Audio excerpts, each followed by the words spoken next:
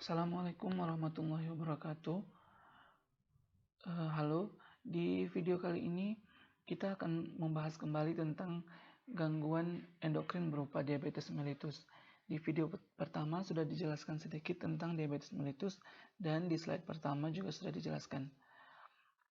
Baik, nah gangguan endokrin berupa diabetes mellitus itu merupakan gangguan metabolisme yang ditandai dengan hiperglikemia atau tingginya kadar gula darah yang berhubungan dengan abnormalitas metabolisme karbohidrat, lemak, dan protein yang disebabkan oleh penurunan sekresi insulin atau sensitivitas insulin atau keduanya dan menyebabkan komplikasi kronis mikrovaskular, makrovaskular, dan neuropati. Nah, pada diabetes mellitus ini terjadi gangguan metabolisme. Tandanya dilihat dari tingginya kadar gula darah. Nah, kemudian ini dihubungkan atau dikaitkan dengan metabolisme karbohidrat yang tidak normal, lemak, dan protein. Ya, nah ini disebabkan oleh penurunan sekresi insulin atau sensitivitas insulin atau kerja dari insulin itu tidak efektif ataupun gabungan dari kedua hal ini. Nah, pada tingkat lanjut dapat menyebabkan komplikasi berupa mikrovaskular, makrovaskular, dan neuropati. Nah, kemudian apa sih kriteria diagnosa untuk menegakkan diagnosa bahwa pasien mengalami diabetes mellitus? Yang pertama, kalau kita lihat di sini adalah kadar gula puasa itu lebih besar atau sama dengan 126 mg per desiliter. Nah, atau pada 2 jam setelah makan lebih besar atau sama dengan 200 mg per desiliter. Atau nilai HbA1c-nya itu lebih besar atau sama dengan 8%. Nah, jika kadar glukosa 2 jam setelah makan lebih dari 140 mg per desiliter, tetapi lebih kecil dari 200 mg per desiliter, ini dinyatakan glukosa toleransinya lemah. Nah, kalau kita lihat di sini, ini merupakan gambaran regulasi dari gula darah, ya. Nah, ini ada kita ibaratkan ini sebuah ini merupakan tubuh, ya, di mana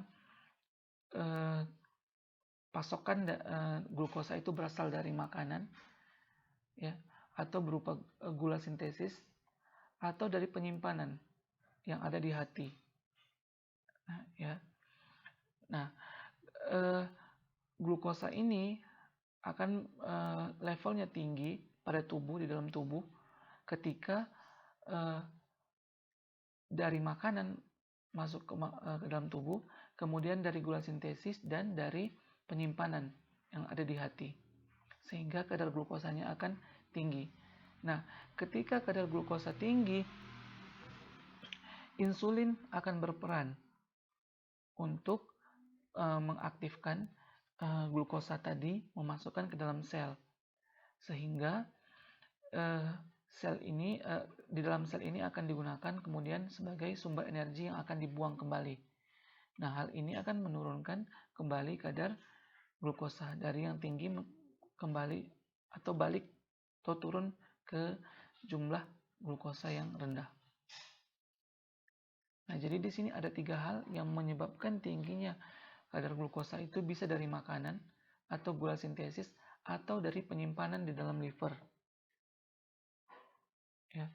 Dan yang dapat mengontrol semua adalah dari pankreas, di mana pankreas menghasilkan insulin untuk membuang gula yang ada di dalam tubuh ini menjadi energi. Kemudian pankreas juga menghasilkan glukagon, ya, yang kemudian gula tadi akan disimpan di dalam hati. Nah, jika terjadi perubahan atau sensitivitas insulin menurun, maka jumlah gula ini akan meningkat di dalam tubuh. Nah, patofisiologi diabetes tipe 1, tipe 2, dan tipe 3 atau gestasional. Nah, di DM tipe 1, atau DM yang tergantung terhadap insulin, ya. DM tipe 1 terjadi pada 10% dari semua kasus diabetes. Jadi 10% itu untuk DM tipe 1, sisanya adalah DM tipe 2 sekitar 80% dan diabetes gestasional sekitar 10%. Total keseluruhannya itu 100% untuk diabetes tipe 1, 2, dan 3. Nah, diabetes tipe 1 berkembang pada anak-anak atau pada awal masa dewasa dan disebabkan oleh kerusakan sel beta pankreas. Nah, akibat autoimun sehingga terjadi defisiensi insulin absolut, ya. Nah, kemudian pada diabetes tipe 2 ditandai dengan resistensi insulin, ya. Umumnya ditandai dengan resistensi insulin. Kemudian diabetes tipe gestasional berkembang selama kehamilan dan hilang setelah melahirkan. Nah, DM gestasional ini berkembang selama trimester kedua dan ketiga pada masa kehamilan pada sekitar 2% dari seluruh kehamilan dan dapat diatasi dengan manajemen diet. Namun, jika manajemen diet tidak berhasil, biasanya dilakukan penyuntikan insulin untuk mengontrol kadar gulanya. Nah, kemudian wanita dengan DM gestasional ini memiliki risiko lebih tinggi untuk mengalami diabetes tipe 2 pada kurun waktu 5-10 tahun mendatang.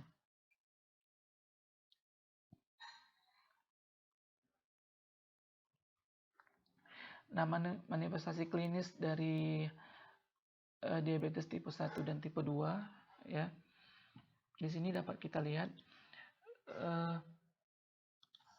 untuk diabetes tipe 1, ya, untuk diabetes tipe 1 ini. Nah, penderita DM tipe 1 ini biasanya memiliki tubuh yang kurus dan cenderung berkembang menjadi diabetes ketoasidosis karena insulin sangat kurang, disertai dengan peningkatan hormon glukagon. Hormon glukagon tadi merupakan hormon yang dihasilkan oleh pankreas untuk menyimpan gula di liver. Nah, kemudian sejumlah 20-40% pasien ini mengalami DKA setelah beberapa hari mengalami poliurea, polidipsia, polipagia, dan kehilangan bobot badan.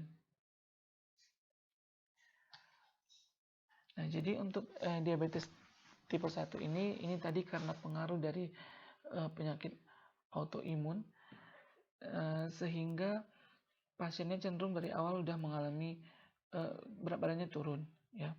Nah, untuk penjelasan tentang diabetes ketoasidosis nanti kita jelaskan di slide berikutnya. Kemudian DM tipe 2, ya, untuk DM tipe 2 pasien dengan DM tipe 2 ini sering asimptomatik. Ya, kadang pada waktu mengalami DM tipe 2 pertama sampai dengan beberapa tahun itu tidak terdeteksi. Ya. Munculnya komplikasi dan mengindikasikan bahwa pasien telah menderita DM. Nah, malah setelah terjadinya komplikasi baru ketahuan bahwa pasien tadi mengalami DM tipe 2. Pada diagnosa umumnya terdeteksi adanya gangguan konsentrasi, kemudian poliurea, nokturia, polidipsia, dan sedangkan penurunan berat badan secara signifikan ini jarang terjadi pada penderita diabetes tipe 2 ini, kecuali setelah mengalami diabetes yang tipe 2 setelah bertahun-tahun, ya. Nah, kemudian ada di slide ini akan dijelaskan pemahaman lanjut tentang farmakoterapi diabetes mellitusnya. Di video pertama sudah dijelaskan penggolongan-penggolongan obat. Nah, ini hanya tambahan dari video yang pertama dan slide yang pertama. Nah, yang pertama adalah insulin. Obat yang paling sering digunakan adalah insulin, terutama untuk diabetes yang tergantung insulin atau tipe 1. Mekanisme kerja menurunkan kadar gula dengan menstimulasi pengambilan glukosa perifer dengan menghambat produksi glukosa hepatik. Nah, jadi pada insulin ini, di sini insulin bekerja untuk memasukkan gula ke dalam sel. Jadi memaksimalkan kerja itu, ya. Dari data farmakokinetik yang didapat bahwa waktu paruh insulin pada orang yang normal sekitar 5-6 menit dan memanjang pada pasien DM yang membentuk antibodi terhadap insulin. Hormon ini di metabolisme terutama di hati, ginjal dan otot, ya, mengalami filtrasi di ginjal, kemudian diserap kembali di tubulus ginjal, yang juga merupakan tempat metabolisme dari insulin ini. Gangguan fungsi ginjal yang berat lebih berpengaruh terhadap kadar insulin di dalam darah dibandingkan dengan gangguan fungsi hati. Nah, kemudian jenis insulin ada yang aksi cepat, menengah, dan aksi lama, ya. Nah, kalau kita lihat dari aksi cepat ini biasanya onsetnya itu atau mulai kerjanya itu setengah hingga 1 jam. Ini udah mencapai waktu puncak 2 hingga 4 jam. Dan durasinya itu 6 hingga 8 jam. Jadi aksinya cepat, namun durasi atau duration of action dari insulin ini lebih singkat dibandingkan dengan insulin yang aksi menengah dan aksi lama.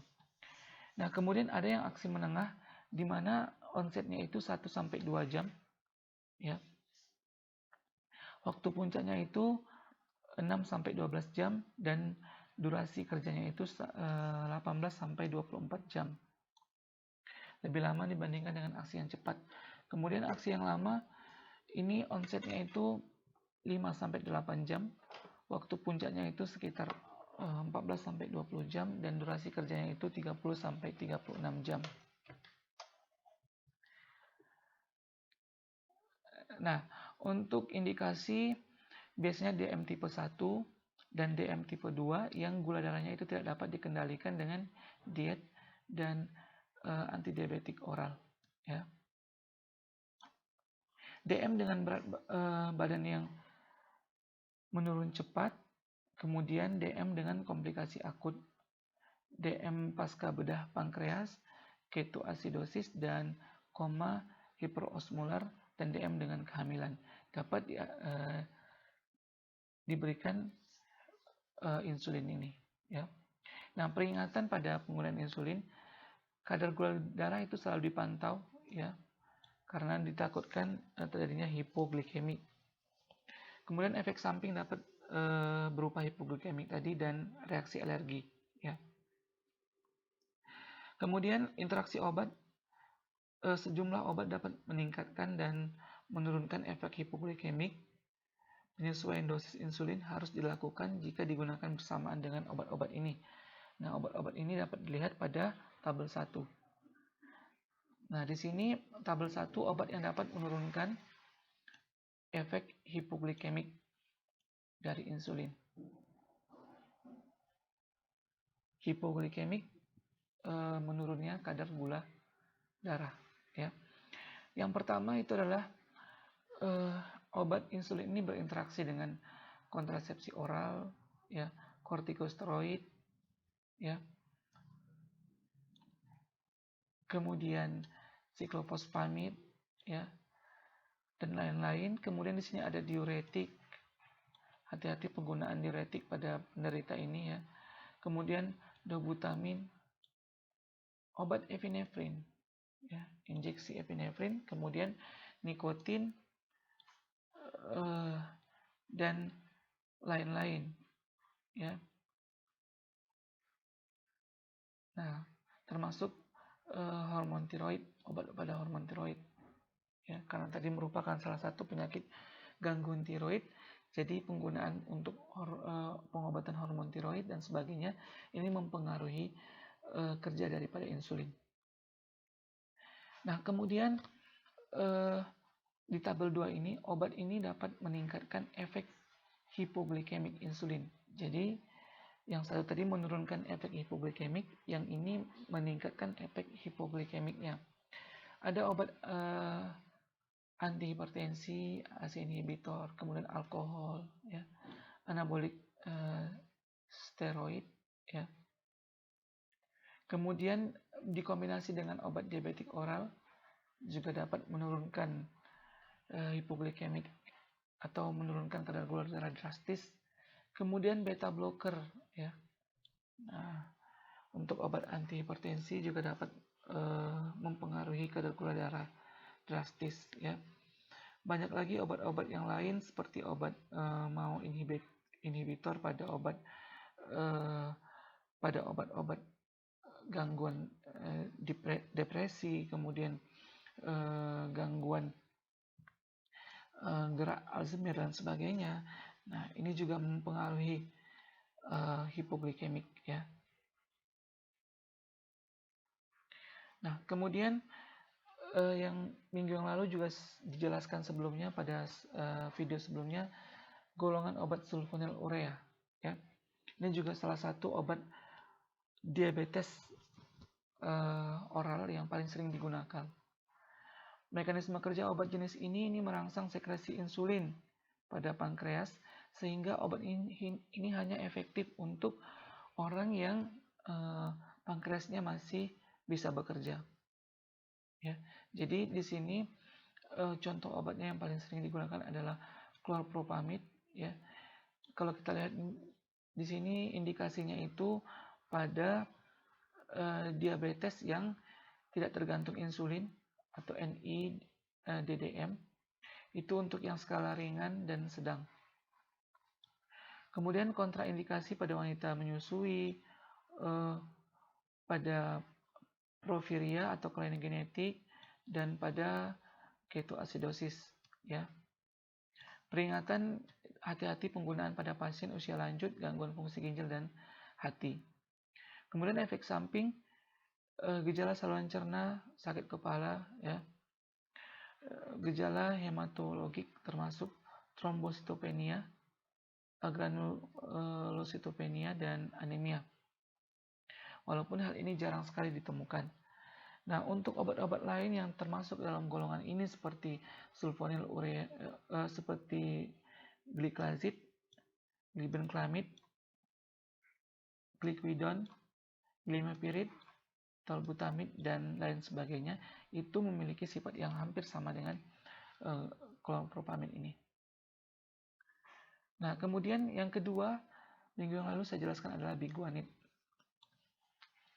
Nah, mekanisme kerja obat jenis ini,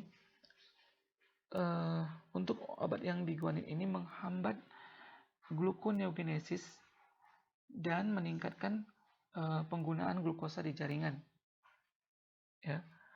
Nah, di sini ada contoh obat yang paling sering digunakan adalah metformin. Nah, ini juga diindikasikan untuk pasien diabetes yang tidak tergantung insulin, yang gagal dikendalikan dengan diet dan sulfonylurea, terutama pada pasien yang gemuk, ya. Kemudian kontraindikasinya gangguan fungsi ginjal atau hati, gagal jantung, infeksi atau trauma berat, dehidrasi, alkoholisme, dan wanita hamil dan menyusui. Efek sampingnya mual, muntah, anoreksia, dan diare, ya, asidosis laktat, dan gangguan penyerapan vitamin B12. Ya. Jadi obat ini umumnya tidak dikombinasi dengan vitamin B12. Nah, untuk obat-obat golongan biguanid yang lain itu juga memiliki sifat yang sama dengan metformin ini. Nah, sekarang kita lihat durasi kerja obatnya. Di sini kalau kita lihat dari durasi kerja obatnya seperti klorpropamid itu durasinya bisa sampai dengan 72 jam ya. Tolazamid itu sampai 24 jam, tolbutamid sampai 12 jam, glipizid sampai sekitar 20 sampai 24 jam. Kemudian gliburid itu sampai 24 jam. Kemudian glimepirid itu sampai dengan 24 jam. Untuk golongan-golongan lain seperti repaglinid dan nateglinid itu sekitar durasi kerjanya sekitar 4 jam ya. Nah, kemudian golongan biguanid tadi seperti metformin dan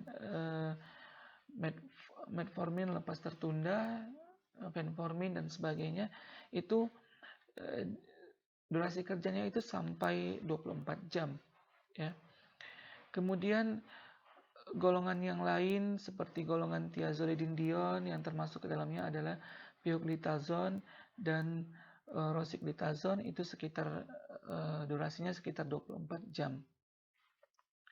Kemudian penghambat alfa glukosidase ini contohnya itu ada acarbose dengan maglitol itu sekitar 1 sampai 3 jam saja untuk durasi kerjanya. Ya. Jadi durasi kerja obat ini juga tergantung dari golongan-golongan obatnya dan jenis-jenis obatnya ya. Nah, kemudian untuk golongan-golongan obat yang lain itu dapat dilihat pada PowerPoint yang pertama atau pada video yang pertama ya. Nah, kemudian apa sih yang dimaksud dengan ketoasidosis atau diabetes ketoasidosis? Nah, di sini kalau kita lihat ini adalah adipose atau lemak tubuh ya. Di sini ada fat droplet ya, bagian lemak yang kecil ya, penyusun dari adipose atau fat cell ini. Nah, kemudian di sini kita lihat lagi ada pembuluh darah ya, tempat lewatnya darah atau bloodstream ya. Nah, kekurangan kadar gula pada sel ini akan mengakibatkan tubuh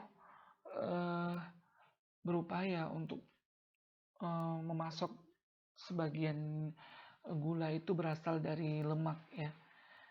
Ini fatty acid fat droplet. Nah, kemudian pecahnya fat droplet ini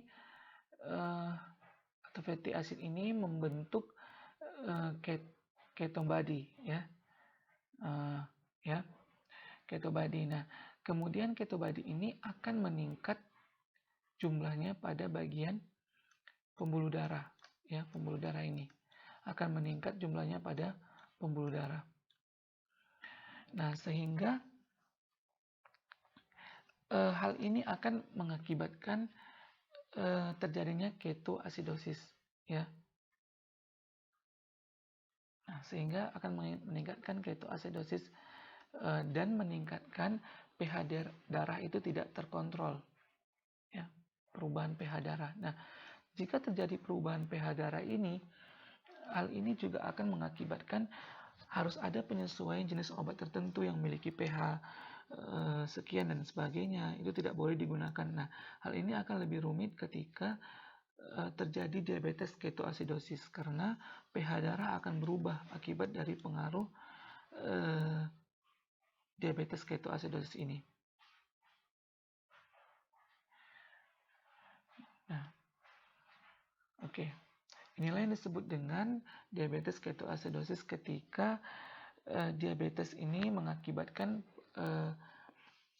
hancurnya atau rusaknya jaringan lemak pada yang disimpan berupa adipose pecah kemudian membentuk ketone body ya, ketone bodies. Nah, kemudian ketone bodies ini akan mengubah pH dari darah ya.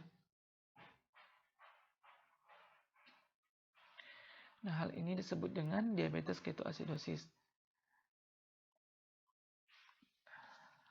Nah, pada kasus diabetes ini ya, pada kasus diabetes kita juga sering mendengar adanya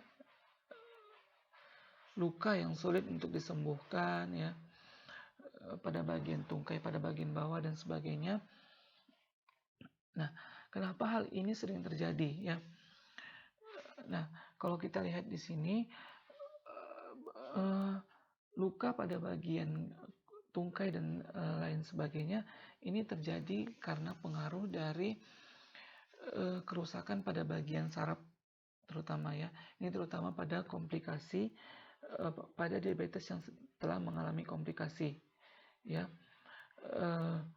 atau disebut dengan neuropati. Pada kejadian ini akan sering mengalami gangguan, salah satunya itu gangren ya, gangren. Nah, saat kadar gula dalam darah itu tinggi, terdapat beberapa mekanisme yang terganggu seperti terhambatnya kemampuan nutrisi dan oksigen untuk masuk ke dalam sel, menurunnya fungsi sistem kekebalan tubuh, dan meningkatnya kemungkinan terjadinya radang pada berbagai sel dalam tubuh. Nah, semua kondisi ini akan mengakibatkan terganggunya sel, sehingga pada saat terjadinya perbaikan kondisi sel yang terutama pada area luka, nah ini akan terhambat karena pengaruh dari hal-hal ini. Kemudian pada kondisi yang normal, tubuh kita terutama tangan, kaki dan sebagainya ini cenderung merasa sakit ketika terjadi luka dan sebagainya. Nah, pada orang yang mengalami diabetes terutama yang telah mengalami komplikasi neuropati ya, neuropati, hal ini tubuh sering mengalami kebas atau sebagainya, sehingga tidak terjadi rasa sakit ketika terjadinya luka. Nah, ketika tidak terjadinya rasa sakit dan luka pada bagian area tertentu akibat kebas tadi, akibat neuropati tadi, maka sistem imun tubuh tidak akan berupaya untuk menutup luka tadi ya. Hal ini menyebabkan luka pada bagian kaki dan tungkai dan sebagainya pada orang yang diabetes ini sulit untuk sembuh karena sistem imun tubuh sendiri terhambat untuk menutup luka tadi akibat dari pasien sudah kehilangan rasa sakit ya karena pengaruh dari komplikasi neuropati ini.